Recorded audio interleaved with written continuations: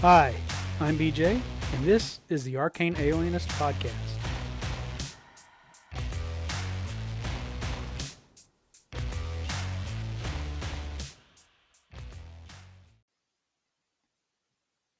Okay, it's still RPG a Day 2023. We are up to 7 and 8. Number 7, Day 7, August 7th, even though today is the 19th. What's the smartest RPG you've played? The smartest. That's huh. Wonder how you would interpret the smartest RPG I've played. Oh, wow. Um,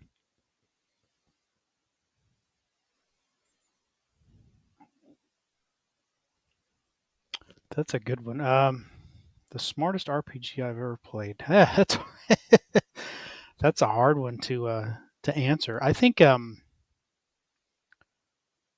if you think about smart being a game that requires you to play smartly, um, where you can't just sort of go on autopilot. You really have to pay attention to everything that's going on and look at details and things like that.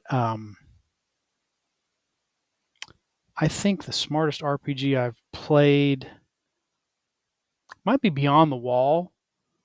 Uh, I got to play with in a few sessions that with Joe Richter earlier this year, and there's just something about the way it's just a, it's still kind of, it's got a little bit of a, basic D&D in there, and some stuff that maybe seems more like 5e, and then kind of a different approach to spells as well. But it just seemed like a really well crafted RPG where you have to the rules aren't super complicated, but you have to pay attention to them. You have to know them. You have to get in sync with them, and you have to really think about what's going on, because you don't have, like, a lot of more. I don't know if rules light is the right word, but particularly a lot of old school games, you don't have just a buttons to mash or cards to play in terms of what your character can do. You really have to think about everything that's going on, and Joe in particular gave us some puzzles that weren't just as players, we actually had to reason through the puzzles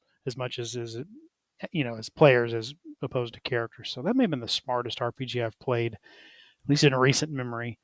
Um, day number 8. Who's my favorite character? I'm assuming this means a character we've played for this prompt. Who My favorite character? I've enjoyed a lot of characters over the years. Um, I guess right off the top of my head, the one that I enjoyed the most was a halfling um, ranger.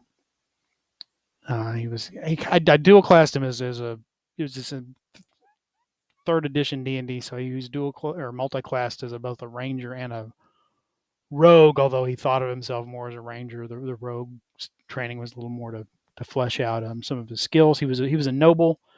It was a homebrew setting that a DM was running, so we were all played sort of nobles, who kind of adventured in the off season when we weren't having to fulfill certain courtly obligations, and then including an annual mustering of military. Uh, Really annoyed my character because in the kingdom we lived in, the halflings were always, when the military mustered, relegated to being cooks and sort of tending to camp. Couldn't be actually scouts or warriors or anything, and he was sort of an amazing scout. His name was, we called him Will. It was short for Willow Eyes, which is actually his last name. That was his family name. His name was Ferdinand F. Willow Wise. The F also stood for Ferdinand, and the joke I made when I created this character was he had two he had two two grandfathers on each side of the family, both named Ferdinand, and so he was named for both of his grandfathers. And then they never would. There was an argument, but then the parents never would make clear which one was the first name and which one was the middle name, because the two families didn't really care for each other. So Ferdinand Willowise. Everybody just called him Will. He was a fun character. He was kind of I kind of played him as sort of not really a mischief maker, but but certainly, a thrill seeker. And so that was a fun character to play for the time I played him, and I've probably recreated other versions of him at some point or the other in other games. He's one that sticks out to me as my favorite. I think honorable mention there. I would say I played when I played a Dragonlance campaign in college. Um, I had a Minotaur, Kryn Minotaur, who was a cleric, because you couldn't play a paladin in second edition as a Minotaur. You could now. If I was going to create that character now for modern, fifth edition D&D, he could be a paladin. He is sort of an exiled Minotaur who kind of had a more morality than he was raised with, and so he was sort of exiled and went to wander among the human lands and befriended the knights of some of the knights of Solamnia, but he was a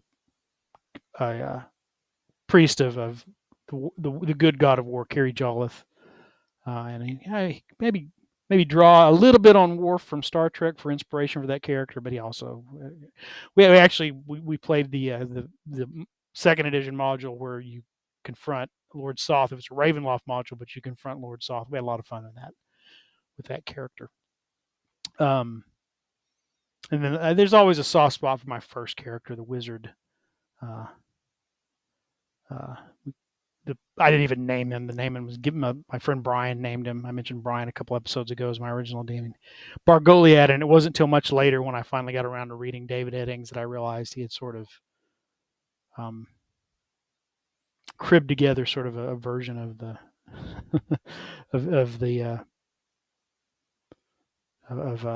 the series name from one of David Eddings' series. So if ever do anything with that character, I may need to tweak his name a little bit. But he was a wizard. I ultimately decided that he didn't like being a target, so he stopped wearing a robe and just dressed like maybe a traveler, so that people would quit targeting him as a weak, low hit point wizard who was very fragile.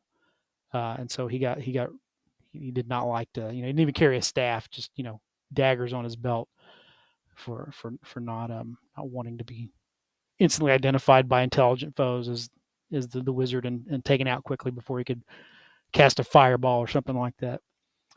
So yeah, those are some favorite characters, but the one that really jumps out to me is sort of probably that halfling Lillywise, because he probably, of all the characters I've played, his personality probably was just me kind of having an avatar for myself. All right, that's day 7 and 8 of RPG A Day 2023. So hope you guys are doing okay out there. I'll be back tomorrow.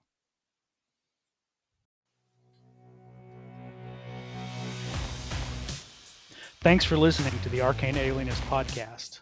The music you're hearing is Come and Get It by Scott Holmes Music. The cover art is by Dave Bone. Be sure to check out his stuff at ironseer.com.